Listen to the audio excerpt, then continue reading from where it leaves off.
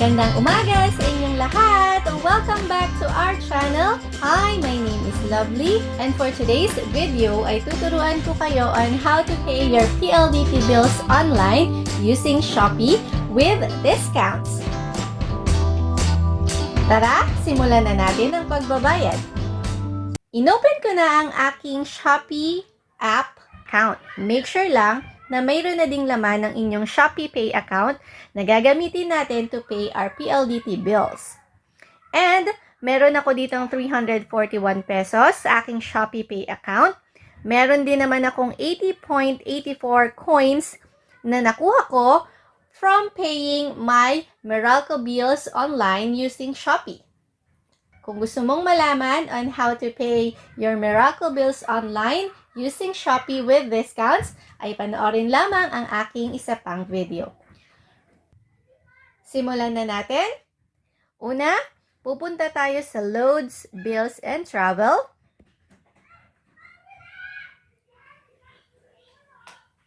Next, ay pipiliin natin ang landline and internet.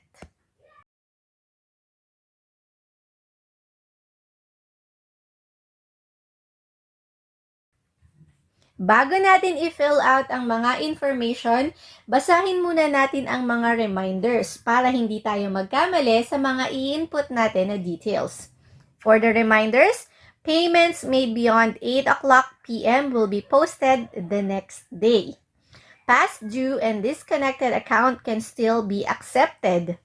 Duplicate transaction details for this biller will be accepted or allowed after 24 hours. User takes full responsibility in providing account details. If error occurs, contact your biller.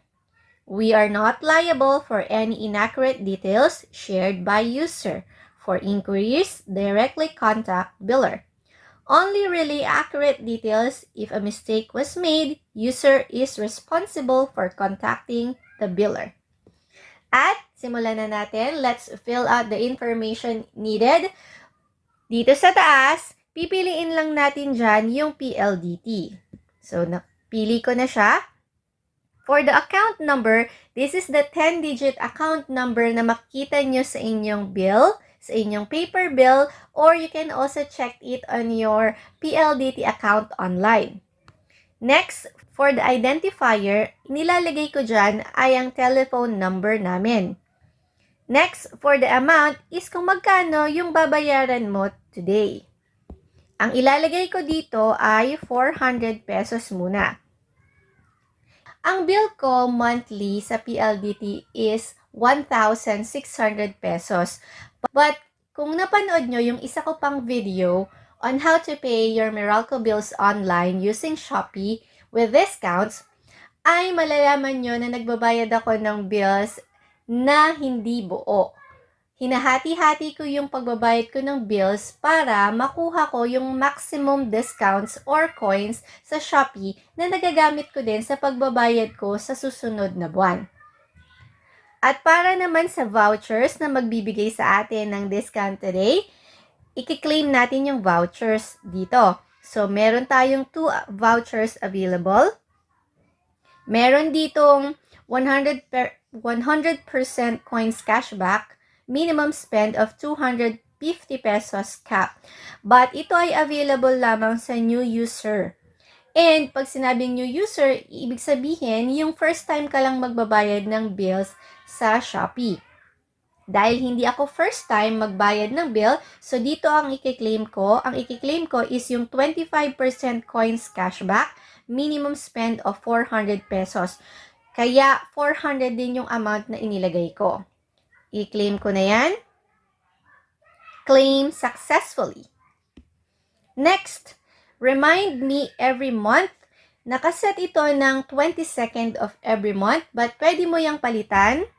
Kung gusto mo ng kada 16th or 15th na lang, kasi 15 ngayon, pwede mo yung palitan any day kung kailan mo gustong ma-remind ng pagbabayad. Kung ayaw mo din naman, pwede mo rin naman yung i-uncheck. So, balik na natin. And let's click continue. Now, for the checkout, I-check nating mabuti yung ating mga details para hindi tayo magkamali. So, una, PLDT ang ating babayaran. For the account number, this is the 10-digit account number na makikita sa inyong bill. For the identifier, inilalagay ko dito ay ang aming telephone number with the area code. For the bill amount is kung magkano ang iyong babayaran. And make sure to input the voucher code. I-click na natin ito. At piliin natin yung available na 25% cashback, minimum spend 400 pesos, capped at 100 coins. Ibig sabihin nito, kapag nagbayad ka ng minimum of 400 pesos, ay ibabalik nila sa iyo yung 100 coins or 25% ng 400 pesos.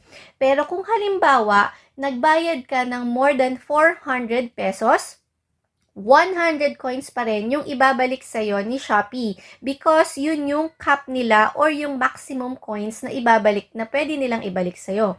While kung nagbayad ka naman ng less than 400 pesos, ita-times mo yun sa 25%, yun yung ibabalik sa'yo na coins ni Shopee. So, iyan, pinili na natin. At makikita natin dito sa baba, yung discount voucher is plus 100 coins. I-click na natin ang OK. And yung coins na na-redeem ko sa pagbabayad ko ng Meralco bills last time, ay pwede kong gamitin ngayon at i-redeem pambayad sa aking PLDT bill. I-click lang natin yan para maging green. And for the payment option, please select a payment channel. Ito ay Shopeepay. Click lang natin ang Shopeepay at i-confirm. And again, for the bill amount is 400 pesos. Niredeem natin yung ating coins which is 80 pesos. So, ang total payment na lang natin ay 320 pesos. Kapag tama na ang inyong mga information, pwede mo nang i-click ang Pay Now.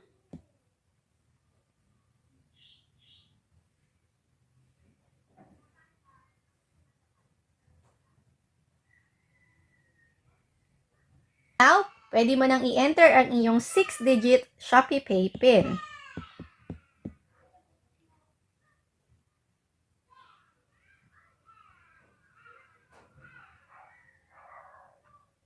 And we're done! Nakabayad na tayo ng ating PLDT Bills Online using Shopee.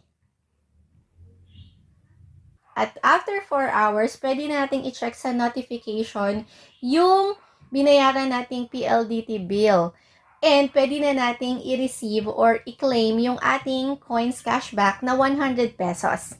Because you can see, nabawasan na yung ating Shopeepay account ng 320 pesos. And nabawasan na din ng 80 pesos yung ating coins na niredeem natin kanina. Disclaimer lang. This video is for educational purposes only. This is based on my personal experience on how I am paying my bills online using Shopee. It is always best to make your own research for the payment methods that you can use online on paying your bills. Thank you so much for listening and for watching, and I hope to see you again on my next video. Magandang araw! Paalam!